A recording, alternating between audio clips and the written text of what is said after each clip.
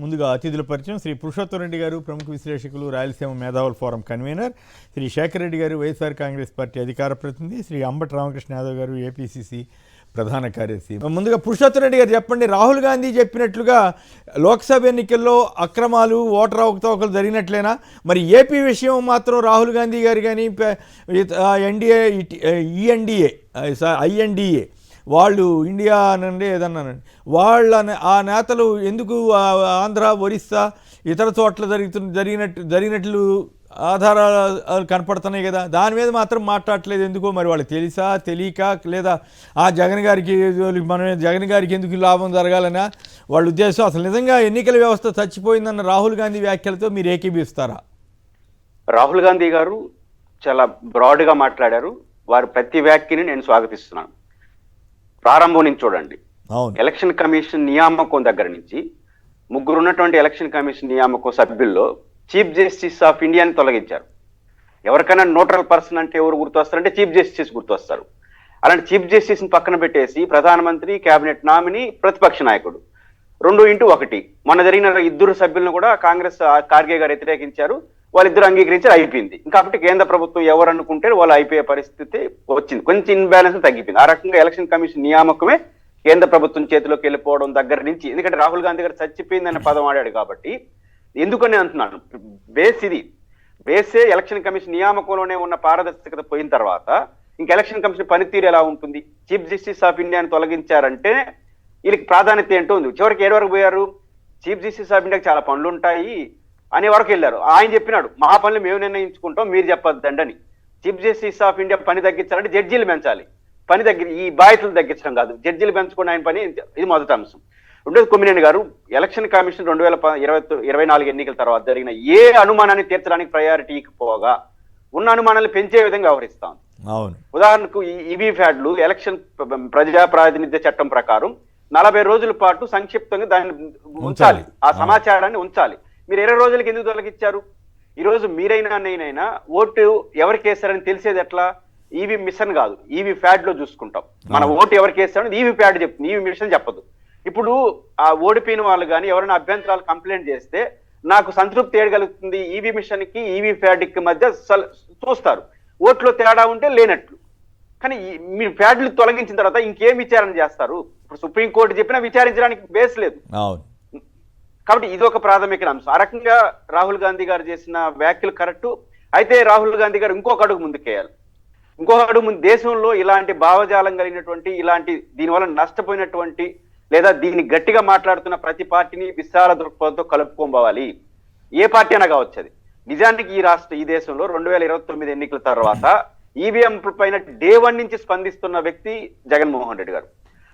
తన ఎన్నికల్లో ఓడిపోయిన దానికన్నా బ్రాడ్ గా దేశవ్యాప్తంగా జరిగిన ఎన్నికల్లో పార్టీలు పక్కన పెట్టి ఆయన స్పందించాడు. గారు బేసిక్ గా నేను ఓడిపోయినప్పుడు రియాక్షన్ కన్నా మీరు ఓడిపోయినప్పుడు రియాక్షన్ తక్కువగా ఉంటుంది. కానీ జగన్ గారు అందుకు ఉల్టాగా తన ఓడిపోయినప్పుడు చెప్పదలుచుకుని చెప్పేశాడు. ఆ తర్వాత హర్యానాలో కాంగ్రెస్ ఓడిపోయింది, బీజేపీ గెలిచినప్పుడు బీజేపీని ట్యాగ్ చేస్తూ, నేషనల్ పార్టీని ట్యాగ్ చేస్తూ ఎక్స్ వేదికగా బహిరంగ స్పందించారు, ఇది కరెక్ట్ కాదు అని. ఆ తర్వాత మహారాష్ట్ర ఎన్నికలపైన స్పందించారు. సందర్భం వచ్చినప్పుడల్లా జగన్మోహన్ రెడ్డి గారు దేశవ్యాప్తంగా, ఆడ కాంగ్రెస్ కదా, ఆయనతో ఏం కాంగ్రెస్ అసోసియేషన్ లేదు, ఇక్కడ లేస్తే చెల్లెళ్ళు రోజు ఆయన తిడతా ఉంటుంది, అయినా కూడా దాన్ని పక్కన పెట్టి బ్రాడర్ గా డెమోక్రసీని కాపాడడం చేస్తుంది. ఇప్పుడు రాహుల్ గాంధీ గారు కూడా ఒక్క అడుగు ముందుకేసి ఖచ్చితంగా దేశంలో జగన్మోహన్ రెడ్డి గారా ఎవరా XYZ ఎవరైనా కావచ్చు, ఎవరైతే నిజాయితీగా స్పందిస్తున్నారో వాళ్ళని కలుపుకొని పోవాలి. అంటే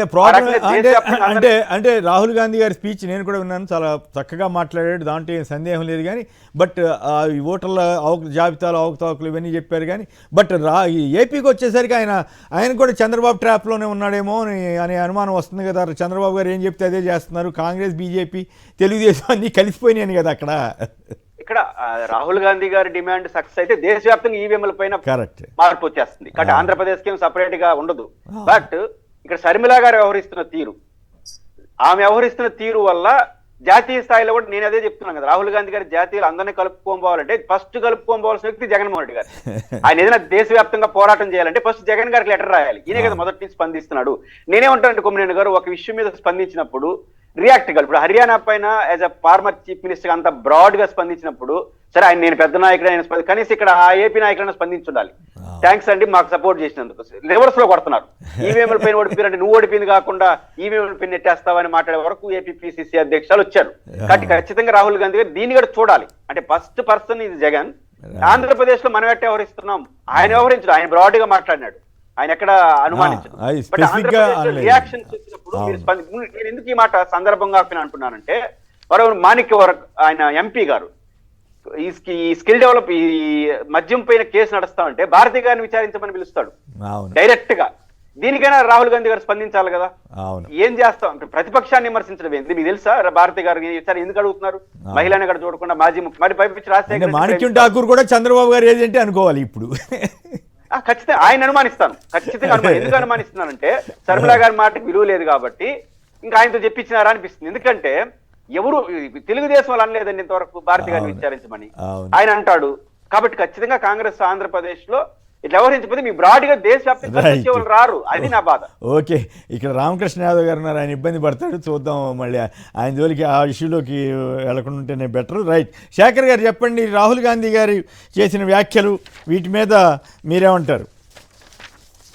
కొమ్మినేని గారు నమస్తే అండి మీకు, అలాగే తోటి ప్యానలిస్టులకి, సాక్షి టీవీ వీక్షకులందరూ కూడా గుడ్ మార్నింగ్ సార్. కొమ్మినేని గారు ఏదైతే రాహుల్ గాంధీ గారి వ్యాఖ్యల్ని ఒక వైఎస్ఆర్ కాంగ్రెస్ పార్టీ నుంచి 100% మేము స్వాగతిస్తున్నాం సార్. ఎందుకంటే బాధితులం మేము కూడా ఎవరు ఓటేశారు, ఎవరికి ఓటేశారు, ఎవరికి వెళ్ళింది ఈనాటికి ఎలాంటి క్లారిఫికేషన్ లేదు. ఎంతో మంది వ్యయ ప్రయాసాలకు వసగి ఎక్కడి నుంచో దూర ప్రాంతాల నుంచి వచ్చి కూడా వాళ్ళ ఓటు హక్కును వినియోగించుకుంటే, వాళ్ళ ఓటు వేసిన వాళ్ళకే వెళ్ళిందా వేరే వాళ్ళకి వెళ్ళిందా అని చెప్పి ఓటు వినియోగించుకున్నటువంటి ప్రతి ఓటర్కి అనుమానాలు ఉన్నాయి. ఈరోజు ప్రతి ఓటర్కి గ్రౌండ్ లెవెల్లో మాలాంటి వాళ్ళను తిరిగి ఎలక్షన్ చేస్తే, అరే ఈ బూతు ఈ సంవత్సరాల తరబడి చూసుకుంటే సార్, సంవత్సరాల తరబడి ఎన్నికల ఫలితాలను చూసుకుంటే, సో రాజకీయాలు మారిపోయింది. ఏదైతే తీవ్రమైన మార్పులు వచ్చినప్పుడు కూడా ఏదైతే మార్పు చెందిన కొన్ని బూతుల్లో అద్భుతాలు కనిపిస్తా ఉన్నాయి. ఆ అద్భుతాలు ఎక్కడి నుంచి వచ్చాయో తెలియట్లా. వైఎస్ఆర్ కాంగ్రెస్ పార్టీకి లేదా కొంతమంది కాంగ్రెస్ పార్టీకి కంచుకోట. ఎన్టీఆర్ గారు పార్టీ పెట్టినప్పుడు కానీ, 2014లో కానీ, రాజశేఖర రెడ్డి గారి పాదయాత్ర టైం కానీ, ఇలాంటి సమయాల్లో కూడా మార్పు చెందని చోట అద్భుతాలు కనిపిస్తా ఉన్నాయి సార్. ఇలాంటివన్నీ కూడా మాకు అనుమానాలు. ఇంకోటి, ఎలక్షన్ కమిషన్ మీద ఎందుకు అనుమానాలు ఉన్నాయంట సార్? ఏదైతే ఎస్ఓపి ముందున్న ఎస్ఓపిని ఎందుకు మార్చారు? ఎలక్షన్స్ అయిపోగానే రూల్స్ ఎలక్షన్ ముందు ఒకలా తర్వాత ఒకలా మారిపోతాయా? వివిప్యాట్లు ఎందుకు తగలబెట్టారు? డేటా ఎందుకు అరేంజ్ చేశారు? ఫామ్ 19 ఎందుకు అప్లోడ్ చేయలేదు? ఇవన్నీ కూడా చాలా ప్రశ్నలు ఉన్నాయి సార్. సామాన్యులకి, వైఎస్ఆర్ కాంగ్రెస్ పార్టీకే కాదు సార్, సామాన్యులందరికీ కూడా వీటన్నిటి మీద ఏదైతే election commission as per rules, as per norms ప్రకారం వెళ్లకుండా ఏకపక్షంగా ఎందుకు వెళ్తుంది? ఎందుకు వివిప్యాట్లు ధ్వంసం చేసింది? ఎందుకు డేటా అరేంజ్ చేసింది? ఎందుకు ఎస్ఓపి మార్చింది? అదే విధంగా ఎందుకు ఫామ్ 19ని అప్లోడ్ చేయలేదు? ఓకే, ఇవన్నీ కూడా అనుమానాలు. అవును, ఉండవల్లి అరుణ్ కుమార్ గారు కొన్ని బూతుల్లో సార్, కొన్ని బూతుల్లో వైఎస్ఆర్ కాంగ్రెస్ పార్టీకి కంచు కోటల్ లాంటి బూతులు ఆల్రెడీ చెప్పారు. ఓటు మాత్రమే వైఎస్ఆర్ కాంగ్రెస్ పార్టీకి వస్తుంది. రైట్, ఓకే, ఆల్రెడీ చెప్పినవి చెప్పమాకండి. Okay, you are right. So ఇవన్నీ కూడా అనుమానాలకు తావిచ్చాయి. రైట్. సో ఈ రోజు రాహుల్ గాంధీ గారు మాట్లాడడం, దేశవ్యాప్తంగా ఈవీఎంల మీద చర్చ రావడం స్వాగతించాల్సినటువంటి అంశమే. ఎందుకంటే ఈవీఎంల మీదే కాదు, ఓటర్ల జాబితా అంశంలో మహారాష్ట్రలో 6 లక్షలు పరిశీలిస్తే 1.5 ఫేక్ ఓటర్లను తేలిందని చెప్పి చెప్తున్నారు. అట్లాగే ఏపీలో 12.5% అంటే 50 లక్షల ఓట్లు ఎలా పెరిగాయి అన్న దాని మీద పౌర సంఘాలు కానీ, ఉండవల్లి అరుణ్ కుమార్ గారు లాంటి వాళ్ళు కానీ, పరకాల ప్రభాకర్ గారు కానీ వాళ్ళంతా చెప్తే దానికి ఎక్కడ ఎలక్షన్ కమిషన్ సమాధానం ఇచ్చినట్లే అనిపించలేదు. సార్ 50 లక్షల ఓట్లు తేడా సార్. కానీ వైఎస్ఆర్ కాంగ్రెస్ పార్టీ ఓడిపోయింది ఎన్ని లక్షల ఓట్లు సార్? 30 లక్షల ఓట్లు తేడా సార్. అవును, 50 లక్షల ఓట్లు అంటే ప్రతి నియోజకవర్గానికి 20,000 చొప్పున వేసుకుంటే అయిపోద్ది.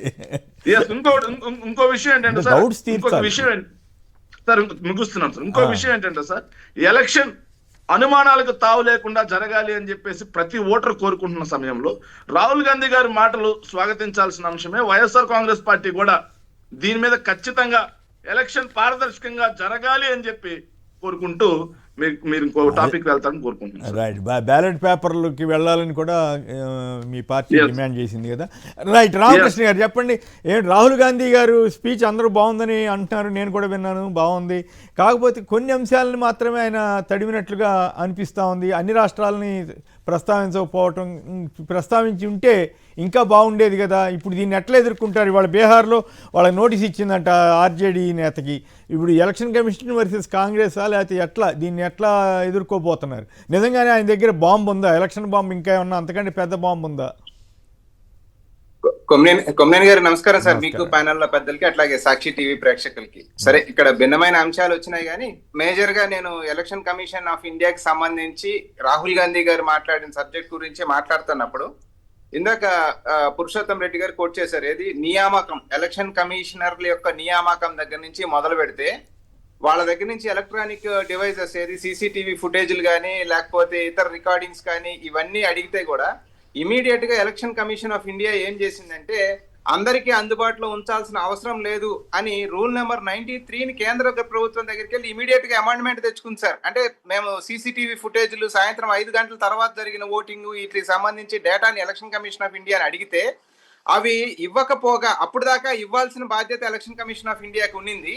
సో అవి ఎలా ఇవ్వకుండా ఎలా ఎగ్గొట్టాలి అనే దాంట్లో ఇమీడియట్ గా కేంద్ర ప్రభుత్వం దగ్గరికి వెళ్ళి రూల్ నెంబర్ 93ని అమెండ్ చేసుకొని మీకు ఎవ్వరికి మేమేమి డేటా ఇవ్వాల్సిన అవసరం లేదు అని వాళ్ళు చేసిన తప్పుని కప్పిపుచ్చుకునే ప్రయత్నంగా స్పష్టంగా అర్థమవుతా ఉన్న తరుణంలో, అంటే ఒక్కొక్క కార్యక్రమం తీసుకున్నప్పుడు వాళ్ళ మీద అనుమానాలు పూర్తిగా బలపడిన తర్వాతనే రాహుల్ గాంధీ గారు నేను పూర్తి సాక్ష్యాధారాలు ఉన్నాయి కాబట్టే నేను ఈ మాట మాట్లాడుతున్నాను అని చాలా స్పష్టంగా మాట్లాడుతూ ఒక 6 లక్షల ఓటుని మేము డేటా అనాలిసిస్ చేస్తే 150,000 ఓట్లు అందులో ఫేక్ ఓట్లు దొరికినాయి మాకు అని ఆయన స్పష్టంగా చెప్పడం జరిగింది. సార్, ఇంకొకటి కూడా డిజిటల్ డేటాని ఎలక్షన్ కమిషన్ ఆఫ్ ఇండియాని మేము కోరుతా ఉన్నాం. అంటే డిజిటల్ డేటా ఇస్తే అనాలిసిస్ చేయడం ఈజీ అవుతుంది. మీరు పేపర్స్ అంటే పేపర్లు ఏది ప్రతి కాన్స్టిట్యున్సీకి సంబంధించి ఓటర్ లిస్టులు ఎవరమైనా తీసుకోవచ్చు, కానీ పేపర్ల ద్వారా తీసుకున్న తర్వాత వాటిని అన్నిటినీ వెరిఫై చేసి ఓటు బై ఓటు తీసుకొని వెళ్ళటం కష్టమైన కార్యక్రమం. సో డిజిటల్ డేటా ఇవ్వాలి అని కోరుతున్నప్పుడు డిజిటల్ డేటా ఇవ్వడానికి ఈ రోజుకి వాళ్ళు సుముఖత వ్యక్తం చేయలేదు సార్. డిజిటల్ డేటా ఇవ్వట్లేదు. వేరే డిజిటల్ డేటా ఇస్తే మనం కంప్యూటర్లో ఇమీడియట్ గా అనాలిసిస్ చేసి తప్పెక్కడ జరిగింది అనేది చూడొచ్చు. తర్వాత మహారాష్ట్రకు సంబంధించి పార్లమెంట్ ఎలక్షన్లకి అసెంబ్లీ ఎలక్షన్లకి 4-5 నెలల సమయం గ్యాప్ ఉంది. 4-5 నెలల సమయం గ్యాప్ లో దాదాపుగా 60-70 లక్షల ఓట్లు అదనంగా యాడ్ అవడం జరిగింది sir. Election commission of India rule ప్రకారం మోర్ దెన్ 4% డీవియేషన్ ఉంటే వాళ్ళు తక్షణం దాన్ని ఎంక్వైరీ చేసి ఎక్కడ పొరపాట్లు ఉన్నాయి, నిజమా అబద్ధమా అని సరిచూడాల్సిన బాధ్యత ఎలక్షన్ కమిషన్ ఆఫ్ ఇండియాది. అట్లాంటిది 8.25% అదనంగా ఓట్లు జాయిన్ అయితే, అంటే 4%కి మోర్ దెన్ డబల్ 8.25% ఓట్లు అదనంగా జాయిన్ అయితే ఎలక్షన్ కమిషన్ ఆఫ్ ఇండియా అంటే చేసింది చేపించుకున్నది వాళ్లే కదా, సో వాళ్ళు నిమ్మక నీరెత్తినట్లున్నారు. తర్వాత క్లియర్ గా చూపించాం సార్, ఒక బిల్డింగ్ లో 9,000 ఓట్లు ఉన్నాయి. ఒక బిల్డింగ్ లో 9,000 ఓట్లు ఉన్నాయి, ఎట్లా సాధ్యమైంది అని షిరిడి దగ్గర ఒక కాన్స్టిట్యున్సీలో చూపిస్తే దానికి సమాధానం లేదు. అట్లాగే ఒక రూమ్ సార్ 10/12 రూమ్ లో 90 ఓట్లు ఉన్నాయి సార్. మహారాష్ట్రలో 10/12 రూమ్ లో 90 ఓట్లు ఉన్నాయి సార్. సో ఈ రకంగా ఆధారాలు కూడా వాళ్ళ ముందు ప్రొడ్యూస్ చేసినప్పుడు వాళ్ళు ఏ ఒక్క ఆధారానికి కూడా సమాధానం చెప్పకుండా జనరల్ గా ఒక రాజకీయ పార్టీ ఏ రకమైన ప్రెస్ మీట్ అయితే పెడుతుందో ఆ రకమైన ప్రెస్ మీట్ పెట్టి ఏమి అవకతవకలు జరగలేదు, నరేంద్ర మోడీ గారు భారతీయ జనతా పార్టీ అధికారంలో ఉంటే చాలు అనుకున్నాం, తదనుగుణంగా నడిచింది కాబట్టి ఏం అవకతవకలు లేవు అని మాట్లాడడం. తర్వాత బీహార్ విషయానికి వచ్చినప్పుడు దాదాపుగా అంటే మన కంటికి కనపడేదేమో 65 లక్షల ఓట్లు. నిన్న యోగేందర్ యాదవ్ గారు డేటా రిలీజ్ చేసినప్పుడు ఆయన చెప్తుంది ఏమంటే 94 లక్షల ఓట్లు తీసేపోతా ఉన్నారు. సో 94 లక్షల ఓట్లు అంటే దాదాపుగా 10% ఓటర్స్ ని తొలగించిపోతా ఉన్నారని మాట్లాడుతూ వీళ్ళు మనకి ఇచ్చిన కలరింగ్ ఏంటంటే అందులో బంగ్లాదేశీలు ఓట్లు లేకపోతే విదేశీయుల ఓట్లు ఉన్నాయి, ఆ ఓటు వెరిఫికేషన్ కోసం సిటిజన్షిప్ వెరిఫికేషన్ చేస్తున్నామని మాట్లాడినప్పుడు ఆయన తీసుకొని ఆయన అనాలిసిస్ చేసిన డేటాలో వీళ్ళు ఒక్క బంగ్లాదేశీ ఓటును కూడా కనిపెట్టలేకపోయారు sir election commission of India. తర్వాత డాగ్ బాబు అనే పేరు మీద ఒక కుక్క కూడా ఓటర్ లిస్ట్ లో ఓట్ని ఎన్రోల్ చేయడం జరిగింది సార్. కుక్క ఫోటో పెట్టి డాగ్ బాబు ఆ కుక్క పేరు, కుక్కకు కూడా ఓటు ఎన్రోల్ చేయడం జరిగింది సార్. సరే చనిపోయిన వాళ్ళ మొత్తాన్ని తీసేసాం అనగానే ఫస్ట్ ఇచ్చిన ఇమీడియట్ లిస్ట్ తీసుకున్నప్పుడు సీనియర్ జర్నలిస్ట్ అజిత్ అంజుమ్ అని ఆయన అనాలిసిస్ చేసినప్పుడు ఇమీడియట్ గా ఆయన కనిపెట్టింది ఏంటంటే గిరిరాజ్ సింగ్ ఉన్నాడు కదా సార్ సెంట్రల్ మినిస్టర్, ఆయన కాన్స్టిట్యున్సీలో ఆయన దగ్గర సమీప బంధువులు చనిపోతే వాళ్ళ ఓట్లు డిలీట్ చేయలేదు సార్. ఓట్లు ఇదిగో ఈ పేర్లు వాళ్ళు చనిపోయారు, ఈ ఓట్లు డిలీట్ చేయలేదు అని ఆధారాలు చూపించడం జరిగింది సార్. అంటే తేజస్వి యాదవ్ విషయానికి వచ్చేటప్పటికి తేజస్వి యాదవ్ తను చెక్ చేసుకున్నప్పుడు తన ఓటు లేదు. తర్వాత 10 నిమిషాల తర్వాత 15 నిమిషాల తర్వాత తన ప్రెస్ మీట్ అయిపోయిన తర్వాత మళ్ళా డేటా అప్లోడ్ చేయడం జరిగింది. తర్వాత 2 ఓట్లు ఉన్నాయి అతనికి అనేది వాళ్ళ చేస్తున్న అభియోగం.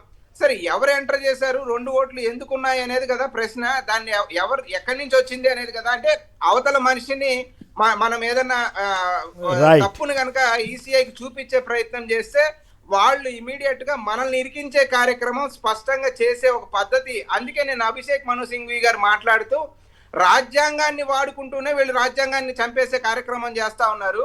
ఆర్టికల్ 320 ఎలక్షన్ కమిషన్ ఆఫ్ ఇండియాకి ఏదైతే విస్తృత స్థాయి అధికారాన్ని ఇచ్చిందో ఆ అధికారాన్ని వాడి వీళ్ళు రాజ్యాంగాన్ని చంపే కార్యక్రమం చేస్తా ఉన్నారు. పెద్దలు రాజ్యాంగాన్ని డిజైన్ చేసిందేమో రాజ్యాంగాన్ని నిలబెట్టడం కోసం అని అభిషేక్ సింఘ్వి స్పష్టంగా మాట్లాడారు. ఇవన్నీ బాగానే చెప్పారు. ఏపీలో 50 లక్షల ఓట్లు అది ఇంపార్టెంట్. దాని మీద సంక్షిప్తంగా మాట్లాడండి, మళ్ళీ ఇంకా వేరే వాళ్ళు కూడా మాట్లాడారు. తెలంగాణ కాంగ్రెస్ జనక్ ప్రసాద్ గారు కూడా ఉన్నారు. ఈ అంశానికి సంబంధించి ఆగస్టు 7వ తారీఖు రాహుల్ గాంధీ గారు తన నివాసంలో ఇండియా కూటమి పార్టీలతో ఒక మీటింగ్ ఏర్పాటు చేయడం జరిగింది. ఆగస్టు అది మోస్ట్ ప్రాబబ్లీ డిన్నర్ మీటింగ్ కూడా అయ్యుండొచ్చు. ఇంకా ఎకనామిక్ టైమ్స్ ఆఫ్ ఇండియాలో ఇవాళ వచ్చింది. అదే విధంగా ఆగస్టు 8వ తేదీ ఎలక్షన్ కమిషన్ ఆఫ్ ఇండియా దగ్గరికి వీళ్ళంతా ప్రొటెస్ట్ మార్చ్ ద్వారా వెళ్ళి మళ్ళీ వాళ్ళ దగ్గర పోరాడాలని కూడా డిసైడ్ చేశారు సార్. సరే as of now Rahul Gandhi గారు మాట్లాడుతూ ఉన్నది ఏంటంటే ఎక్కడెక్కడైతే మేము డేటా అనాలిసిస్ చేసామో మీకు ఇందాక చెప్పడం జరిగింది, వాళ్ళేమి ఎలక్ట్రానిక్ డేటా ఇవ్వట్లేదు, పేపర్లు పట్టుకొని చేయాల్సి వస్తా ఉంది. చాలా కష్టతరమైన కార్యక్రమం. దానికి సంబంధించి ఇమీడియట్ గా మాకు ఎక్కడైతే ఎఫెక్ట్ జరిగిందో యాజ్ ఆఫ్ నో అక్కడ వరకు అనాలిసిస్ చేశాము.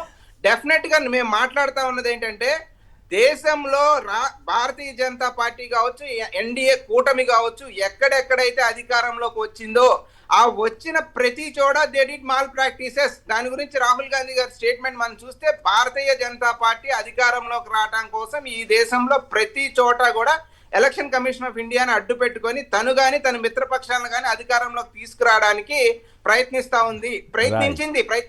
లోక్సభ ఎన్నికల్లో రిగ్గింగ్ జరిగిందంటే ఏపీలో కూడా లోక్సభ చెప్తున్నా సార్. ఏఐసిసిలో మీటింగ్ పెట్టి సందీప్ దీక్షిత్ ఆంధ్రప్రదేశ్ కి సంబంధించింది కానీ ఒరిస్సాకు సంబంధించింది కానీ మనం మాట్లాడడం జరిగింది. ఇవాళ వైఎస్ఆర్సీపీనా కాంగ్రెస్ పార్టీయా ఎవరు ఏంటి అనేది కొంచెం ఈ రాజకీయ భాషను పక్కన పెడితే డెమోక్రసీ భారత ప్రజాస్వామ్యానికే దెబ్బ వాటిల్లే ప్రమాదం ఉంది. రాహుల్ గాంధీ గారు జగన్మోహన్ రెడ్డి గారికి లెటర్ రాస్తారా, జగన్మోహన్ రెడ్డి గారు రాహుల్ గాంధీ గారితో మాట్లాడతారా, నువ్వు ముందా నేను ముందా, ఈ చర్చ జరగాల్సింది. అట్లా కాదు ఒకళ్ళనొకళ్ళు మాట్లాడుకోవటం అయ్యక్కర్లా. ఆయన దగ్గర ఇప్పుడు ఉండవల్లి అరుణ్ కుమార్ గారు లాంటి వాళ్ళు, పరకాల ప్రభాకర్ లాంటి వాళ్ళు ఓపెన్ అవుతున్నారు 50 లక్షల ఓట్లు ఎక్కడి నుంచి వచ్చినాయని. ఆ ఒక్క ముక్క అడిగినా చాలు కదా.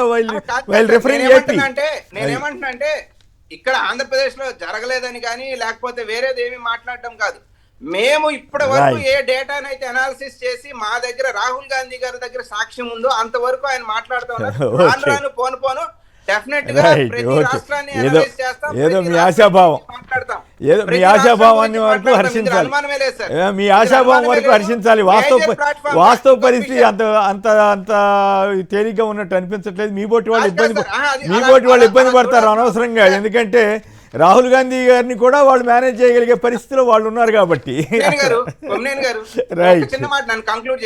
ప్లీజ్ ఈ సబ్జెక్ట్ లో సీరియస్ గా దేశవ్యాప్తంగా జరిగిన పొరపాట్లను కానీ అనలైజ్ చేయకుండా కొన్ని వదిలిపెట్టో లేకపోతే వేరే దృష్టితో చూస్తే దాని సీరియస్నెస్ పోతుంది. అది కాంగ్రెస్ పార్టీకి కూడా ప్రమాదం. Right. సో నేను మాట్లాడానా, ఇంకొకళ్ళు మాట్లాడారా, రాష్ట్రంలో ఎవరు మాట్లాడేది అనేది వేరే విషయం, పక్కన పెడదాం. Right. అవి రాజకీయ ప్రయోజనాలు, రాజకీయాల కోసం. అవును. విస్తృత స్థాయికి వచ్చినప్పుడు, దేశ ప్రయోజనాలు Right. బాగా చెప్పారు. రాహుల్ గాంధీ ఒక్క నిమిషం. ఆలోచిస్తా ఉంది. అది మీరు Right. రాహుల్ గాంధీని మాత్రం 100% శంకించాల్సిన అవసరం లేదు. రానున్న రోజుల్లో మా ప్లాట్ఫామ్ ని విస్తృత పరుచుకునే దానికి ఎక్కడెక్కడ ఏ రాష్ట్రంలో Right, తప్పు right. జరిగిందో బాగా అందరినీ కలుపుకొని వెళ్తాం. యాక్చువల్లీ ఇప్పుడు పురుషోత్తమ రెడ్డి గారు కానీ నేను కానీ రాహుల్ గాంధీ స్పీచ్ విన్న తర్వాత బాగా మాట్లాడాడు, చాలా కాలం తర్వాత బాగా మాట్లాడాడు అనే ఫీలింగ్ కూడా కలిగింది. అది వేరే విషయం. సంధాని గారు కందుకూరు నుంచి సంక్షిప్తంగా మాట్లాడండి. సంధాని గారు నమస్కారం. నమస్తే సార్. అక్కడ ఉన్న పెద్దలందరికీ నమస్కారం. నమస్కారం, మాట్లాడండి. మాట్లాడి రాష్ట్రంలో ఏకీభవిస్తున్నాం సార్. ఈవీఎంలో manage AP, Orissa, Maharashtra, MP కొన్ని చోట్ల కొన్ని ఎంపీ కాన్స్టిట్యూన్సీలో జరిగింది వాస్తవం సార్. ఓకే. మన మహారాష్ట్ర ఎలక్షన్లలో ఒక 4 నెలల గ్యాప్ లో ఎంపీ ఎలక్షన్లలో వాళ్ళకి 33-34 సీట్లు వస్తాయి ఇండియా కూటమికి. అవును, లోక్సభ కోటి రూపాయలు చేసుకొని మన ఎమ్మెల్యే ఎలక్షన్ చర్చ అయిపోయింది ఇండియా కూటమి. రైట్. ఓకే అండి. రైట్. జనక్ ప్రసాద్ గారు తెలంగాణ కాంగ్రెస్ నాయకుడు, నమస్కారం. బాగున్నారా? నమస్తే సార్. గారు బాగున్నా సార్. ఓకే, చెప్పండి. ఇప్పుడు ఆంధ్రప్రదేశ్ లో 50 లక్షలే కాదండి, మహారాష్ట్రంలో ఓట్లు పెరిగినాయి. అన్ని చోట్ల ఓట్లు పెంచుకొని లేని ఓటర్లు రాసుకొని ఎన్నికల్లో గెలిచిన మాట నిజం. ఓకే. ఎలక్షన్ కమిషనర్ అది ఏ మాత్రం ప్రజలకు అకౌంటబిలిటీ లేకుండా 1-2 వ్యక్తులకు అకౌంటబిలిటీ ఉండి మొత్తం 140 కోట్ల మందికి అంచె ఉన్న మాట నిజం. అంతే కూడా ప్రధానంగా ఇప్పుడు గవర్నమెంట్ 60 లక్షల ఓటింగ్ మిషన్లు కొన్నారు. 60 లక్షల ఓటింగ్ మిషన్లో ఎలక్షన్ కమిషన్ ఇచ్చింది 40 లక్షలు. 20 లక్షల ఓటింగ్ మిషన్లు దాచిపెట్టి రొటేషన్ పద్ధతిలో అందించేందులో వాళ్ళు చెప్తారు. అవును, అప్పుడు ఇమ్మంది రాగమిషన్ కానీ ముప్పడి కానీ ఎలక్షన్ కమిషన్ కానీ ఆ 30 లక్షలు ఉన్నాయి. 20 ఎక్కడ పోయినా చెప్పట్లేదు. అంటే 20 లక్షల ఓటింగ్ మిషన్ అంటే 20 లక్షల ఓటింగ్ స్టేషన్ లో మేనేజ్ చేసే ఉంది. దానికి సమాధానం చెప్పని మేధావులు ప్రజాస్వామ్యానికి పోవాలన్నా ఎట్టి పరిస్థితుల్లో ప్రజాభిప్రాయం ప్రకారంగా ఇవాళ మోడీ గవర్నమెంట్, బీజేపీ గవర్నమెంట్ రాలేదు. రాష్ట్రాల్లో అదే పని చేస్తుంది, కేంద్రంలో అదే పని చేస్తుంది. బట్టి దాని మీద ప్రజాస్వామ్యం. ధన్యవాదాలు జనక్ ప్రసాద్ గారు. ఇక మరో అంశంలోకి వెళ్దాం. ఇచ్చిన మాట నిలబెట్టుకున్నామంటున్న చంద్రబాబు గారు, నేను బతికున్నంత వరకు రైతులు నిలబెట్టే బాధ్యత నాదే అని కూడా ఆయన అంటున్నారు. అయితే విశేషం ఏంటంటే హెలికాప్టర్ దిగి ఆటో ఎక్కారు. చేను గట్టే వేదికంట, నులక మంచమే ఆసనం అంట, పచ్చటి పొలాల మధ్య రైతులతో మమేకం అంట. బ్రహ్మాండంగా రాస్తున్నారు, సంతోషం. అన్నదాతకు అండగా అంటూ రాశారు. తర్వాత అయితే మీ మోసం ఇవాళ మరోసారి రుజువైంది. మీ హామీ ఒక మోసం, మీ షూరిటీ ఇంకో మోసం. ఒక్కో రైతుకు 40,000 రూపాయల చొప్పున ఇవ్వాల్సి ఉంటే ఇచ్చింది కేవలం 5,000 అంటూ జగన్ గారు ధ్వజమెత్తారు. దీని మీద కూడా సంక్షిప్తంగా మాట్లాడుకుందాం. సరే, ఈ మోసాలు ఇవన్నీ మోసం చేస్తున్నారు అనే విషయం కానీ, లేదు నేను బాగా చేస్తున్నాను చెప్పడం ఇవన్నీ జరుగుతూనే ఉన్నాయి. కానీ ఈ హెలికాప్టర్ దిగి ఆటో ఎక్కడం ఏంటి, నులక మంచం వేయటం ఏంటి, ఇది నాకైతే అర్థం కాలేదు. పురుషోత్తమ రెడ్డి గారు, మన ఆంధ్రప్రదేశ్ స్థాయి నులక మంచం స్థాయికి వచ్చిందా ఏమిటి? అసలు వాళ్ళ లక్ష్యం ఏంటి? వాళ్ళు ఏం చెప్పదలిచారు అక్కడ? జనరల్ గా ప్రచారం అనేది రాజకీయ పార్టీకి ఎవరికన్నా ఒక వెరైటీగా చేసుకోవాలి, చెప్పింది బాగా ఎక్స్పోజ్ కావాలని చెప్పడం తప్పులేదు. ఇప్పుడు గట్టు యాత్ర అని చంద్రబాబు గారు మీకు గుర్తుంటే 2014 నుంచి 19 వరకు ఈ నీటి ప్రాజెక్టుల పైన కాలువల గట్టు యాత్ర అని, కాలువల నిద్ర అని, అంటే దగ్గరుండి నేనే కట్టిస్తానని. అసలు ప్రాజెక్టులు కట్టాలన్నా ఏదైనా జరగాలి ఫస్ట్ డబ్బులు రిలీజ్ చేయాలి. ముఖ్యమంత్రి చేయాల్సిన డబ్బులు రిలీజ్ చేసేస్తే మళ్ళీ క్షేత్రస్థాయి పరిశీలన ఇంకొంచెం పికప్ అవుతుంది. ఈ డబ్బులు రిలీజ్ చేయకుండా క్షేత్రస్థాయి పరిశీలనకి వెళ్తే ఏమొస్తుంది? ప్రచారం మిగులుతుంది. కానీ ఇప్పుడు మీరు ఏం చేయాలి? రైతుకు సంబంధించి రైతు భరోసా ఇచ్చారు. నాకు తెలిసి ఇప్పుడు కూడా చాలా మంది చెప్తున్నారు ఏమనంటే ఇంకా మాకు పడలేదు, కేంద్రం వాటా 2,000 పడిపోయింది కానీ వీళ్ళు వాటా ఇంకా పడలేదు అన్నారు. ఫస్ట్ మీరు వాటాని పడేసేసి తర్వాత దీంట్లో క్షేత్రస్థాయి పరిశీలన ఏది లేదు. కొమ్మినేని గారు, బేసిక్ గా రైతు రుణమాఫీ అనేది ఆన్లైన్ డిపిటీలో క్షేత్రస్థాయి పరిశీలన ఉండదు. బ్యాంకులు పరిశీలన చేయాలి పడ్డాయా లేవా అని. క్షేత్రస్థాయి పరిశీలన ఏం చేయాలి? పొగాకు రైతులు, మామిడి రైతులు, తర్వాత మిర్చి రైతులు, వీటికి క్షేత్రస్థాయి పరిశీలన చేయాలి. తెలిస్తే కొంచెం వారికి అర్థం అవుతుంది, జనానికి మీరు చెప్పదలుచుకుని చెప్పొచ్చు. క్షేత్రస్థాయి పరిశీలన ఎక్కడ చేయాలి అక్కడ చేయరు. ఇప్పుడు నిజమైన రైతుల సమస్యలు ఎక్కడున్నాయి ఈయన పరిశీలించాల్సింది. మామిడి రైతులు చిత్తూరు జిల్లాకు వచ్చారనుకోండి, ఫ్యాక్ట్ అర్థం అవుతుంది. అక్కడ చేయరు. ఎక్కడ చేస్తారు? చేయాల్సిన అవసరం లేదు. ఏది ఆన్లైన్లో వేసేసిన తర్వాత ఇంక చేత వేస్తే పడుతుంది, లేకపోతే పడదు. పైగా అంటే ఇక్కడ ఒక పాయింట్ అండి, ఇచ్చిన మాట నిలబెట్టుకుంటున్నాం అంటున్నారు. నిజంగా నిలబెట్టుకున్నట్టేనా జగన్ గారు చెప్పినట్టు మోసం చేసినట్లా? పైగా నులకమంతో స్థాయికి ఆంధ్రప్రదేశ్ని తీసుకొచ్చారా వీళ్ళు? నా పాయింట్ ఏంటంటే ఆయన ఇచ్చిన మాట అంటే ఏంటి ఇచ్చిన మాట? మీరు చూడండి ఆ ప్రకాశ్ ఇలా దర్శి కార్యక్రమంలో మొత్తం ఉపన్యాసంలో రైతు రుణమాఫీ గురించి చెప్పాలి ఆయన. మిగతా వేరే విషయాలు అంటే అర్థం ఏంటి? రైతు కొమ్మినేని గారు ఎప్పుడు కూడా చంద్రబాబు గారు ఒక మాట అంటుంటారు, తమ్ముళ్ళారా చెప్పండి నేను బెటరా జగన్ బెటరా అని. రుణమాఫీ విషయంలో నేను బెటరా ఆయన బెటర్ ఒక మాట ఎందుకు అడగలేదు? అడుగుండొచ్చు కదా, అడుగుంటే చెప్పుంటారు కదా ఎవరు బెటర్ అని. ఇప్పుడు ఆయన చెప్పింది ఏంటి?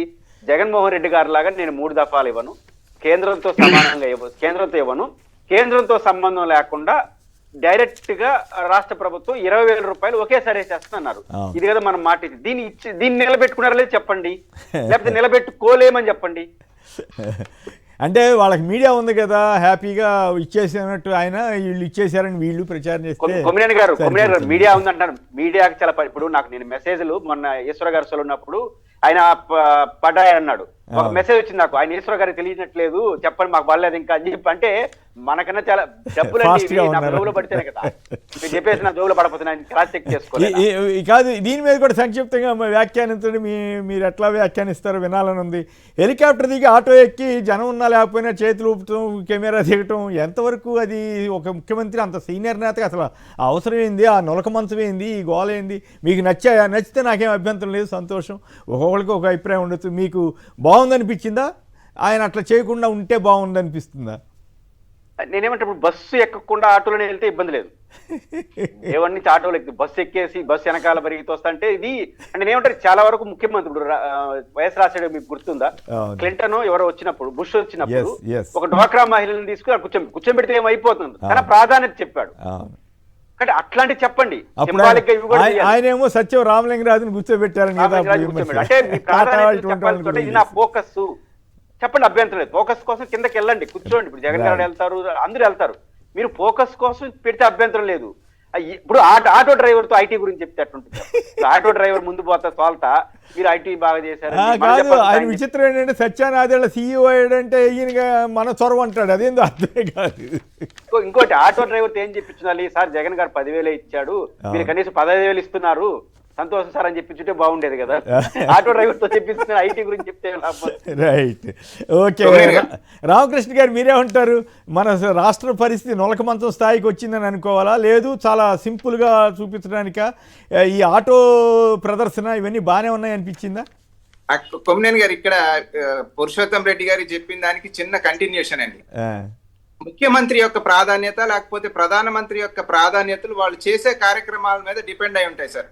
ఆ రోజు బుష్ని తీసుకొచ్చినప్పుడు వ్యవసాయ యూనివర్సిటీకి తీసుకెళ్లడం జరిగింది, వ్యవసాయ ఉత్పత్తుల గురించి మాట్లాడడం జరిగింది, డ్వాక్రా మహిళల గురించి కూర్చోబెట్టి ఆ స్కీమ్ ని వివరించడం జరిగింది.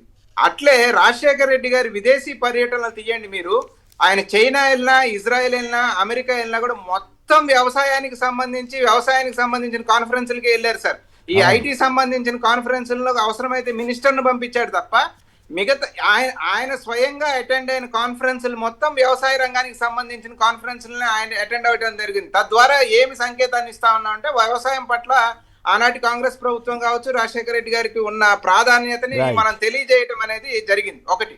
రెండు, ఇవాళ నులక మంచం వేసిన, పశువులకి కుడితి కలిపి పెట్టిన, కాఫీ కల్పించి చంద్రబాబు నాయుడు గారు ఇచ్చిన ఇవన్నీ కూడా ఆయన ఏం చేశారంటే దేశంలో వివిధ రాజకీయ నాయకులు ఏదైతే వాళ్ళ అంటే న్యాచురల్ ప్రాసెస్ లో ఫర్ ఎగ్జాంపుల్ రాజశేఖర రెడ్డి గారు పాదయాత్ర చేశారు. రాజశేఖర రెడ్డి గారు పాదయాత్ర చేసిన సందర్భంలో చాలా అది వేరండి. అట్లా కాదు అపోజిషన్ లో ఉన్నప్పుడు పాదయాత్ర చేసేటప్పుడు చంద్రబాబు గారు అది వేరు. కానీ ముఖ్యమంత్రిగా ఉండి నులక మంచం మీద నేను కూర్చున్నా ఇట్లాంటి అవసరమా అని నాకు అనిపించింది. అదే సార్ నేను చెప్తున్నా ఏంటంటే ప్రతిపక్ష పార్టీ నాయకులు ప్రజల యొక్క కష్టాలు తెలుసుకోవడానికి it's a natural course of process. వెళ్తూ ఉంటే ఆ దారిలో సార్ మిమ్మల్ని రైతులు కలవాలంటే వాళ్ళకి ఇబ్బందిగా ఉందంటే కలపండి అంటాం. ఇవాళ ముఖ్యమంత్రి గారు ఏం చేస్తారు, ఈవెన్ రాహుల్ గాంధీ గారిని కూడా చూడండి, నాకంటే క్లియర్ గా అర్థమైంది. ఆంధ్రప్రదేశ్ రాష్ట్రంలోనే నాకు తెలిసి మన కర్నూలు జిల్లాలో పాదయాత్ర చేసేటప్పుడు పత్తి చేల రైతులు రాహుల్ గాంధీ గారికి వాళ్ళ కష్టాలు చెప్పుకోవాలని ఆ సందర్భంలో అక్కడ ఉన్నాం సార్. సో కష్టాలు చెప్పాలి, ఇబ్బందిగా ఉంది, పత్తి రైతులు మీతో మాట్లాడాలంటున్నారు అని రాహుల్ గాంధీ గారికి మెసేజ్ పంపిస్తే ఎస్ డెఫినెట్ గా పిలవండి మాట్లాడదామంటే ఆయన ఏమన్నారంటే ఇక్కడ రోడ్డు మీద మాట్లాడడం అది పద్ధతి కాదు, రైతుల దగ్గరికి మనమే వెళ్దాం అని రైతుల దగ్గరికి వెళ్ళి ఆ చేలో కూర్చున్నప్పుడు ఆయన మంచం వేశారు. అక్కడ మంచం వేశారు సార్. అంటే అది వేరే ఆ సందర్భం వేరే, ఇది ఆర్గనైజ్డ్ కదా, ఇది ప్రభుత్వమే ఆర్గనైజ్ చేయటం కదా. నేను అంటున్నాను, అక్కడ న్యాచురల్ గా ప్రజల కోరిక మేరకు ప్రతిపక్ష నాయకులు వెళ్తే అవన్నీ కాపీ కొట్టి ఇక్కడ ఆర్గనైజ్డ్ గా సినిమా పక్కీలో దాన్ని తన నిత్యం ప్రజల మధ్య ఉంటున్నట్టు, ప్రజల కష్టాలు తెలుసుకుంటున్నట్టు అవన్నీ ఓకే ఫైన్ బాగుంది. ముఖ్యమంత్రిగా మీరు అవి తెలుసుకున్న తర్వాత వాళ్ళ కష్టాలు తీర్చడానికి మీరు చేసే ప్రయోజనం ఏముంది? ఇప్పుడు ఐటీ సెక్టర్ అంత అభివృద్ధి చేశాడు అని ఆటో డ్రైవర్ యంగ్స్టర్ లా కనపడుతున్నాడు. తనకు అంత విజన్ ఉన్నప్పుడు అది కాదు కదా, తను కూడా ఐటీ ఇండస్ట్రీలో ఉండుండేవాడు. 10 ఏళ్ల క్రితమే తను అన్ని గ్రహించాడంట. సో ఇంత స్క్రిప్టెడ్ గా ఇది ఎట్లా ఉందంటే, గోదావరి పుష్కరాలు కానీ ఒక సినిమా తీయడానికి ఆ రోజు పెద్ద దర్శకుడిని పెట్టుకున్నారు చూడండి. అంటే ప్రతిదీ కూడా ఒక సినిమా పక్కీలో ఆర్గనైజ్డ్ గా తీసుకెళ్ళడం అనేది ప్రజల మధ్యలో తను నిత్యం ఉంటున్నాను చూపించుకోవడానికి గేదెల కుడితి కలిపే స్థాయికి ఒక రాష్ట్ర ముఖ్యమంత్రి వెళ్ళడం అనేది ఆలోచించాలి. ఇంపార్టెంట్ అంశంలోకి వెళ్ళాలి. శేఖర్ గారు మీరు కూడా సంక్షిప్తంగా కామెంట్ చేయండి సార్. ఒకటి ఆటో డ్రైవర్ కి ఐటీ నేర్పించారు కదా సార్ ఆయన. అదేవిధంగా సత్యనాథన్ కూడా సీఈఓ చేశాడు సార్. సత్యనాథన్ లో అమెరికా వెళ్ళింది 1989 సార్. మైక్రోసాఫ్ట్ లో ఎంప్లాయ్ గా జాయిన్ అయింది 1992 సార్. అప్పుడు చంద్రబాబు నాయుడు గారు ఏ స్థానంలో ఉన్నారు? నిస్సిగ్గుగా అబద్ధాలు ఆడతారు, నిటారుగా నించొని మరి తడబడకుండా అబద్ధాలు ఆడతారు సార్. సో అంబటి రామకృష్ణ యాదవ్ గారికి ఒక చిన్న continuation point sir. Rajasekhar Reddy గారు ఎక్కడికి వెళ్ళినా సరే, ఏ దేశం వెళ్ళినా వ్యవసాయాన్ని ప్రమోట్ చేశారు. ఐటీ గురించి వీటి గురించి మినిస్టర్ని పంపించారన్నారు సార్. సార్ రాజశేఖర రెడ్డి గారు డప్పు కొట్టుకోలేదు సార్. డప్పు కొట్టుకోకపోయినా సార్ 2004లో చంద్రబాబు నాయుడు గారు దిగిపోయే టయానికి రాష్ట్ర ఐటీ ఉత్పత్తులు 5,025 కోట్లుంటే 9% దేశవ్యాప్తంగా సార్. కానీ రాజశేఖర రెడ్డి గారు చనిపోయే నాటికి రాష్ట్రం యొక్క ఐటీ ఉత్పత్తులు 36,000 కోట్లు సార్. దాదాపుగా 15% దేశం ఐటీ ఉత్పత్తులు అన్నింటిలో సార్. దేశవ్యాప్తంగా ఐటీ ఉత్పత్తుల్లో 6% ఎక్స్ట్రా పెరిగింది. 5వ స్థానం నుంచి 4వ స్థానానికి వచ్చాం సార్. సో దీన్ని అంటారు సార్ చంద్రబాబు నాయుడు గారు చేసేదాన్ని. విషయం వీక్ ఉన్నప్పుడు పబ్లిసిటీ పీక్ ఉంటదండి సార్. రైట్. విషయం వీక్ ఉంటే పబ్లిసిటీ పీక్ అండి సార్. సార్ మోసం చేయడం అంటే ఇది కదా సార్. 7 లక్షల మంది రైతులకి కోత, మొదటి ఏడాది కోత 20,000 ఇస్తా అని కాస్త ఈ రోజు పిఎం కిసాన్ తో కలుపుకొని ఇస్తాను అంటున్నారు. రైట్. ఇది కదా మోసం అంటే. ఇలా మోసం చేసుకుంటూ పబ్లిసిటీ పీక్ చేసుకుంటూ ఉంటే నులక మంచాలు ఎవరు అడిగారు సార్? రైతు వచ్చి అడు కూర్చోమని అడిగారా మిమ్మల్ని? సార్ నులక మంచాలు కూడా సార్ నేను చూశాను సార్. ఓ లారీలో బాగా జాగ్రత్తగా తీసుకెళ్తున్నారు సార్. సినిమా సెట్టింగ్ చేసినట్టుగా నులక మంచాలు వేయటం, కూర్చోవటం. అదే అది ప్రభుత్వం చేసేసరికి నాకు అనిపించింది, ఇదేంది ఆంధ్రప్రదేశ్ స్థాయి చివరికి నులక మంచం స్థాయికి పడిపోయిందా అనే ఆ భావన కలిగింది. నాకు అది సింప్లిసిటీ కింద వాళ్ళు తీసుకుంటారా లేకపోతే ఇంకోట వేరే విషయం. కానీ బట్ ఇందాక మన పురుషోత్తమ రెడ్డి గారు అన్నట్టు ఆటోలో వెళ్తున్నారు, పక్కన పెద్ద పెద్ద కార్లు బస్సులు, అడావుడి ఇంత ఉన్నప్పుడు ఆ ఆటోలో వెళ్ళాల్సిన ఏం సంకేతం ఇస్తున్నట్లు అర్థం కావట్లేదు. సార్ ఇది ఎలా తీసుకెళ్తున్నారంటే సార్ దీన్ని చంద్రబాబు నాయుడు గారు ప్రజలతో మమేకం అవుతున్నారు, జగన్మోహన్ రెడ్డి గారు మాత్రం అక్కడ ఉన్నారని చూపించడం కోసం సార్. కానీ మమేకం ఎవరితో అవుతున్నారంటే సార్ చుట్టూ కూడా పోలీసులు ఉంటారు సార్, ఎవరిని రానిరు సార్. వాళ్ళు ఎంచుకున్న ఒక వ్యక్తికి మళ్ళీ ఇక్కడ మైక్ పెడతారు సార్. చంద్రబాబు నాయుడు గారు మైక్ పెట్టుకుంటారు. దారుణమైన విషయం ఏంటంటే సార్, ఏదైతే ఉండవల్లి వాళ్ళ హౌస్ దగ్గర నుంచి కరకట్ట మంది నుంచి ఇల్లు దగ్గర నుంచి చంద్రబాబు నాయుడు గారు లోకేష్ గారు ఇద్దరు ఒకేసారి ఇంట్లోంచి బయటకు వస్తారు సార్. బయటికి రాగానే okay action lights on camera అనగానే చిన్నబాబు గారు వెంటనే కాళ్ళ మీద పడతారు సార్ పెద్దబాబు గారికి. ఆ పడేది ఇంట్లో పడి రావచ్చు కదా సార్, ఇద్దరు ఒకే ఇంట్లో ఉంటారు కదా. సో ఇది సార్ ఈ బిల్డప్, ఈ ఇంప్రెషన్. చిన్నబాబు గారికి తండ్రి గారు అంటే అద్భుతమైన గౌరవ ప్రేమ అభిమానాలు ఉన్నాయని చెప్పి చూపించుకోవడం కోసం. అదే విధంగా పెద్దబాబు గారు ఇక్కడ పెట్టుకుంటారు సార్, సెలూన్ షాప్ లో కూర్చుంటారు సార్. ఈ కెమెరాలు పక్కన ఎవ్వరు ఉండరు సార్. మళ్ళీ ఆయన రోడ్డు మీద నడుస్తుంటారు సార్. ఆయనకు కావాల్సిన వ్యక్తులు మాత్రమే, ఎంపిక చేసిన వ్యక్తులు మాత్రమే ఉంటారు. పక్కన సామాన్య జనం మాత్రం ఉండరు సార్. సామాన్య జనం మాత్రం ఉండరు. రైట్. ఓకే, మనం ఈ సిట్ దాని మీద కూడా వెళ్లాల్సి ఉంటుంది. జగన్ గారు అనంతపురం నుంచి, నమస్కారం, సంక్షిప్తంగా మాట్లాడండి. నమస్కారం సార్. నమస్కారం. రామకృష్ణకు ఒక చిన్న క్వశ్చన్ సార్. ఏదైనా అభ్యంతరకరంగా మాట్లాడద్దు. ఎప్పుడు ఉండదు సార్ అట్లా. ఓకే, వద్దులే, ఆయన ఇబ్బంది పెడతాం ఎందుకు, మీరు చెప్పదలుచుకుని చెప్పండి, ఆయన ఇబ్బంది పెట్టద్దు. ఆయన రామకృష్ణ గారికి ఒక చిన్న సార్, ఇప్పుడు మీరు మాట్లాడినంత కనీసం మీ ప్రెసిడెంట్ గారు కానీ మాట్లాడలేదు కదా సార్. ఆయన ఏం చేస్తారు దానికి పాపం. రామకృష్ణ మాట్లాడిన విధానంలో చాలా క్లారిటీ సార్. అలాంటిది వాళ్ళ ప్రెసిడెంట్ గారికి అసలు ఒక్క రోజున్నా ఒక్క పూట పోనీ వాళ్ళ బాధలు వాళ్ళే. ఇప్పుడు రామకృష్ణ గారు అంటే చంద్రబాబు గారి ట్రాప్లో లేడు, వాళ్ళంతా ఉన్నారు కాబట్టి దానికి మనం ఏం మాట్లాడతాం, వదిలేసేయండి. రైట్. పురుషోత్తం గారు మీరు ఒక్కళ్ళే మాట్లాడండి దీని మీద. ఈ నాగబాబు గారు ఏంటి, పవన్ కళ్యాణ్ గారు ఏంటి, 15 ఏళ్ళు పాట ఏంటండి, మీకేమైనా అర్థమైందా? వాళ్ళకి స్పష్టత ఉంది. పవన్ కళ్యాణ్ గారికి రాష్ట్ర రాజకీయాల స్పష్టత ఉంది. అదేంటంటే జగన్మోహన్ రెడ్డి గారిని ఒంటరిగా ఎదుర్కోలేము, జగన్మోహన్ రెడ్డి గారిని ఒంటరిగా ఎదుర్కోవడం ద్వారా ఉన్న ప్రయోజనాలు ఉన్న అవకాశాలు కోల్పోవడం తప్ప చేయగలిగింది ఏమీ లేదు. అంటే ఇప్పుడు ఏం చేయాలి, ఆయన కొత్త పార్టీ పెడితే ఏం చేయాలంటే కాంగ్రెస్, వైఎస్సీపీ, తెలుగుదేశాన్ని రెండింటిని కొట్టేసి మూడో పార్టీగా రావాలి. అదే ప్రజారాజ్యం ప్రయోగం విఫలమైంది. అంటే ఆ ఓపిక ఆయనకి లేదు. రెండోది, చంద్రబాబు గారిని విడిచి రావడం అంటే ఉన్న అవకాశాలు కోల్పోవాలి, ప్రతిపక్ష పాత్ర పోషించలేడు. జగన్ గారు ఆయన కలుపుకోడు, అది అయ్యే పని కాదు. కానీ ఇట్లాంటి పరిస్థితుల్లో ఉన్న గౌరవాన్ని కాపాడుకోవాలంటే తెలుగుదేశం బెటర్ అని ఆయన అయితే సిద్ధపడ్డాడు కాబట్టి ఆయనతో ఉండాలని నిర్ణయించుకున్నాడు. జగన్ గారు నేను అనుకుంటుంది ఇంకా వాళ్ళ బంధం పెరుగుతుంది. చాలా మంది ఏమనుకుంటున్నారంటే అక్కడక్కడ కొన్ని మాట్లాడుతున్నారు, వైసీపీ వాళ్ళు కుట్ర చేస్తున్నారంట వాళ్ళు ఇడిపెట్టేదానికి. అవన్నీ జగన్ గారు కాదు, ఎవరు అనుకున్నా వాళ్ళని విడగొట్టలేదు. ఎందుకంటే జగన్ గారు 40% ఓటుండి ఓడిపోయిన రోజే కలిసి ఉన్నారు వాళ్ళు. ఇప్పుడు జగన్ గారి గ్రాఫ్ రోజు రోజుకి పెరుగుతా ఉంది, బలపడుతున్నాడు. జగన్ గారు ఎంత బలపడుతున్నాడో వాళ్ళంతా ఐక్యంగా ఉంటారు. కాబట్టి ఎటువంటి పరిస్థితుల్లో కానీ ఇది అర్థం కావట్లేదు కింద కార్యకర్తలకు అర్థం కాక ఇంకా మాకు ప్రాధాన్యత రావట్లేదు, విలువ ఇవ్వట్లేదు. అంటే ఇక్కడ ఇంకో సంకేతం కూడా కాదు ఇక్కడ ఇంకో సంకేతం కూడా అనిపిస్తుంది పురుషోత్తం గారు. ఇక్కడ పాయింట్ ఏంటంటే మొన్నటిదాకా లోకేష్ ముఖ్యమంత్రి అవ్వకుండా అడ్డం పట్టడం కోసం చంద్రబాబు గారే ఉండాలన్నారు. కానీ ఇప్పుడు పదం మారి కూటమి 15 ఏళ్ళు ఉండాలన్నారు. అంటే లోకేష్ గారు ముఖ్యమంత్రి అయినా మేము మద్దతు ఇస్తామని ఇండైరెక్ట్గా చెప్పినట్లే అవుతుంది కదా. తప్పేం కాదు, వాళ్ళ ఇష్టం, ఆ మాట చెప్పొచ్చు, అది వేరే విషయం. కానీ బట్ స్వరంలో మార్పు అనిపిస్తుందా లేదా?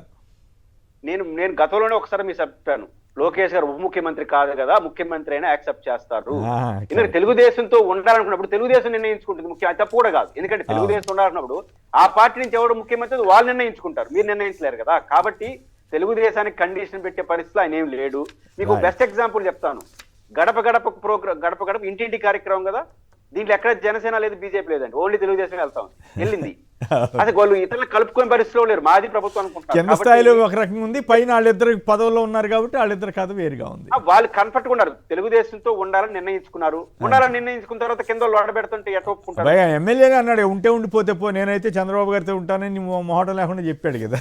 అదే అది కరెక్ట్ అంటారు. ఎందుకంటే పవన్ కళ్యాణ్ గారి డైరెక్షన్ అది ఉన్నప్పుడు కింద వేరే డైరెక్షన్ పోతే పార్టీ నడవదు. కాబట్టి ఆయన డైరెక్షన్ అర్థం చేసుకోకుండా కార్యకర్తలు, ఆయన అభిమానులు, ఆయన్ని సామాజిక వర్గాలు ఎవరైతే సపోర్ట్ చేసి వాళ్ళు ఆలోచించుకోవాలి, మనం తెలుగుదేశంకి దగ్గరే ఉండాలా వద్దా, ఇదేంటి పవన్ కళ్యాణ్ గారి వైఖరి కరెక్టా కాదనేది వాళ్ళు ఆలోచించుకోవాలి. రైట్. ఇక మరో అంశంలోకి వెళ్దాం, కీలకమైన అంశం. అడ్డంగా దొరికిన సిట్ సీరియల్ నెంబర్లతో పాటు పూర్తి స్థాయిలో నోట్ల పంచనామా చేయాలని దర్యాప్తు అధికారికి కోర్టు స్పష్టీకరణ. అది మొన్న జరిగింది. నిన్న ఎస్బీఐకి కూడా ఆదేశం ఇచ్చింది విడిగా ఇమ్మని.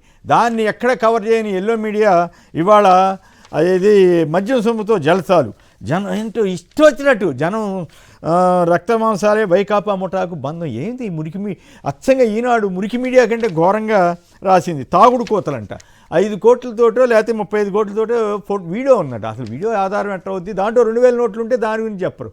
అసలు మీరు ఎందుకు రాయలేదు? కోర్టు ఆదేశాలు రాజకేశ్ రెడ్డి మీద చెప్పినటువంటి విషయాల మీద ఎందుకు ప్రముఖంగా ఇవ్వలేకపోయారు? దాని గురించి రాయరు. పైగానే ఇండిపెండెంట్ మీడియా అన్నట్టుగా ముసుగేసుకుని ఇంత మురికి రాతలు రాస్తే ఏం ఉపయోగం?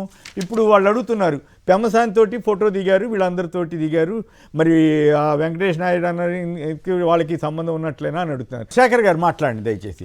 మరీ అసహ్యంగా రాసినట్టు అనిపిస్తూ ఉంది. ఏది జనం రక్తమాంసాలే అంటాం, మరి ఇప్పుడు మద్యం తాగిస్తడం మేము 99 రూపాయలకే ఇస్తామని చెప్తే జనం రక్తమాంసాలు తాగినట్లు అవుతుందా అవదా? మరి వాళ్ళు ఏం రాతలో ఏం పాడో చాలా అసహ్యంగా అనిపించింది నాకు. ఓకే ప్లీజ్ సార్, ఈ ప్రభుత్వం అధికారంలోకి వచ్చిన తర్వాత మద్యం కేసు, మద్యం స్కాము అని చెప్పి వీళ్ళు మాట్లాడిన మొదటి రోజు నుంచి కూడా మేము చెప్తా ఉన్నాం సార్. ఇది పూర్తిగా కక్షపూరితమైన కేసు. అదే విధంగా ఎల్లో మీడియా వండి వార్చిన ప్రకారం సిట్ నడుస్తున్నటువంటి కేసు అని చెప్పి మొదటి నుంచి చెప్తా ఉన్నాం సార్.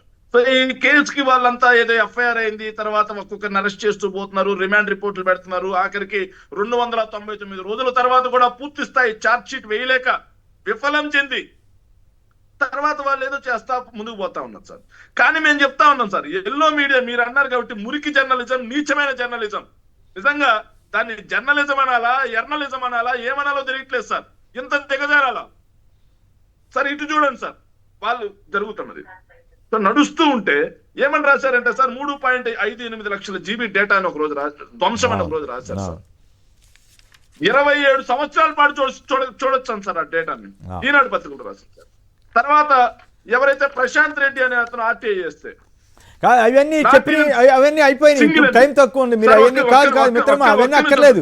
ఇప్పుడు లేటెస్ట్ గా వెంకటేష్ నాయుడిని రంగంలో అనే అతను వీడియోని తీసుకొచ్చి ఈ గందరగోళం వద్దు, పాత అయితే చెప్తే నాకు అక్కర్లే. అవన్నీ ఆల్రెడీ మనం డిస్కస్ చేసింది సార్. ఒకటి మేము చెప్తున్నాం సార్, ఒకే ఒక విషయం ఏంటంటే వీళ్ళు చెప్తున్నట్టు ఏదైతే కోర్టు తీర్పు ప్రకారం, కోర్టు ఏదైతే ఇచ్చిన దాని ప్రకారం వీడియో ఫుటేజ్ రికార్డ్ చేయాలి కదా. అవును, రికార్డు చేయకుండా ఎందుకని చెప్పి బ్యాంక్ లో డిపాజిట్ చేశారు.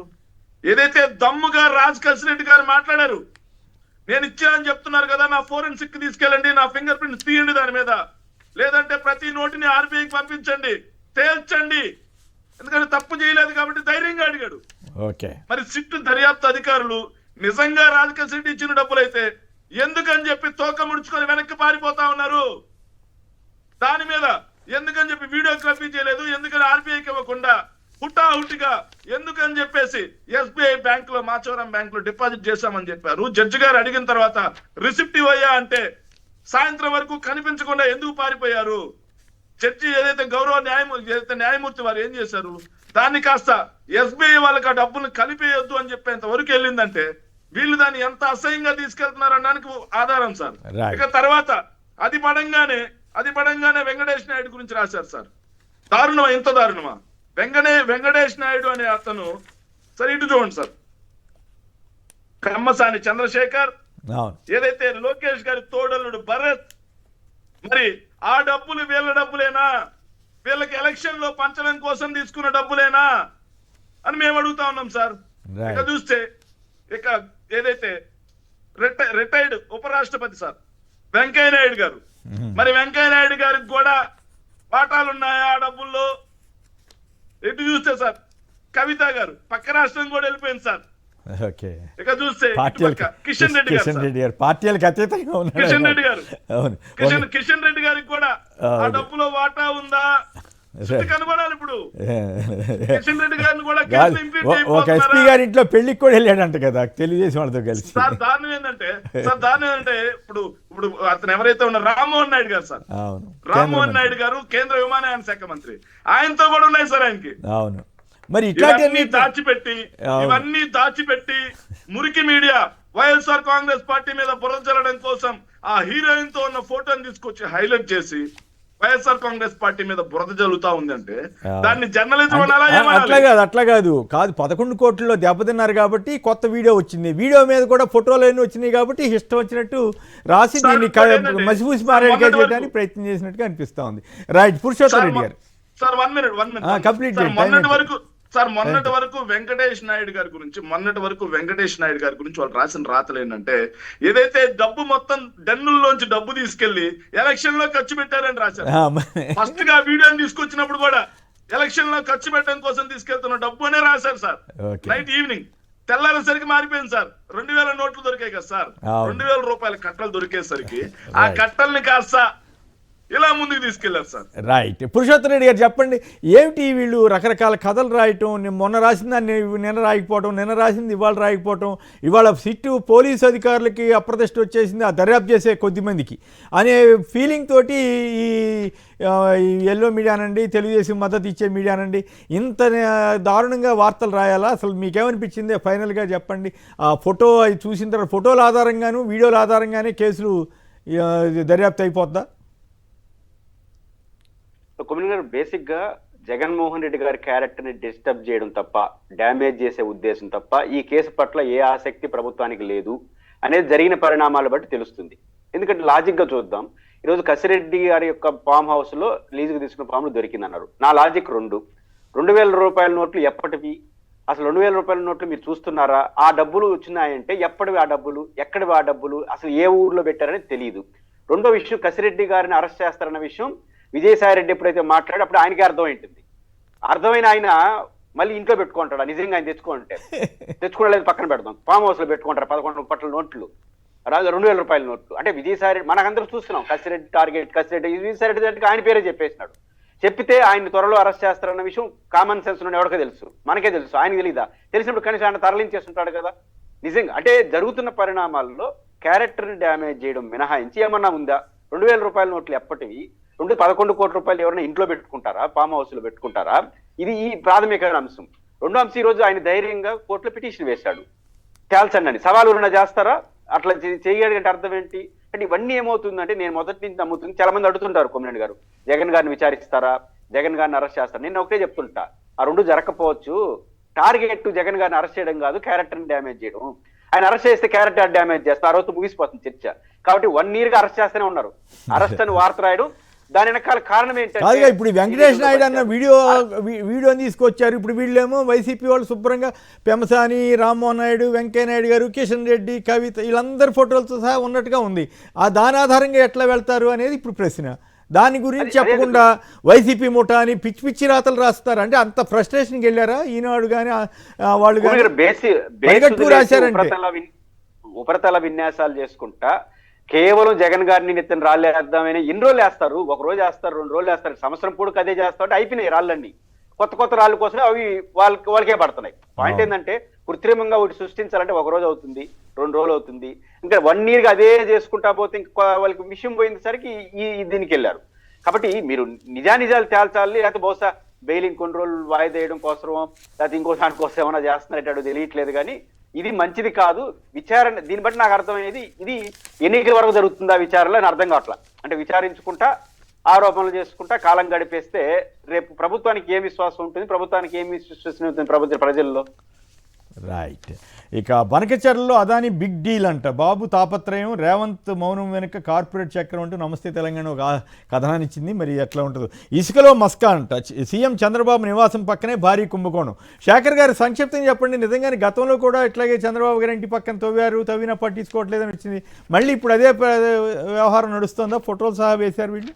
సంక్షిప్తంగా ఒక మాటలో చెప్పండి సార్. 2014 నుంచి 19 మధ్యలో చంద్రబాబు నాయుడు గారి ఇంటి వెనక కృష్ణా నదిలో అక్రమ ఇసుక తవ్వకాలు జరిగాయని చెప్పి నేషనల్ ఏదైతే గ్రీన్ ట్రిబ్యునల్ తీర్పిచ్చింది సార్. ఆ రోజు దుమ్మెత్తిపోసారు సార్ ప్రజా సంఘాలన్నీ. వాటన్నిటిని కోర్టులో నడుస్తా ఉన్నా సరే, మళ్ళీ ఇప్పుడు చంద్రబాబు గారి ఆధ్వర్యంలో పూడికతీత పేరుతో వెచ్చలివిడిగా ఏదైతే ఇసుకని తవ్వకం చేసి అక్రమంగా తవ్వకం చేసి హైదరాబాద్ నగరానికి తరలిస్తా ఉన్నారని చెప్పేసి అందరికీ తెలిసిన విషయమే.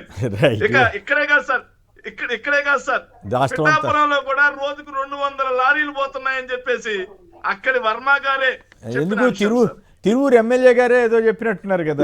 తిరువూరు ఎమ్మెల్యే గారు నైట్ కాపలాగా వస్తున్నారండి సార్. వాటాల్లో తేడా వచ్చి దేవినేని ఉమా గారు మొన్న మాట్లాడిన ఆడియో కూడా మీరు ఉంటారు సార్. అవును, ఇలా రాష్ట్ర వ్యాప్తంగా సార్, ఎందుకు వాళ్ళ పేపర్ రాసింది కదా, ఆయన ఎవరో ఎమ్మెల్యే గారు, సీనియర్ ఎమ్మెల్యే తెగదీనేస్తున్నాడని రాశారు. అయినా కూడా అంత నీట్గా ఉందని, పవన్ కళ్యాణ్ గారు చాలా బ్రహ్మాండంగా ఉందని చెప్పుకుంటున్నారు, చంద్రబాబు గారు ఎట్లాగో చెప్తారు.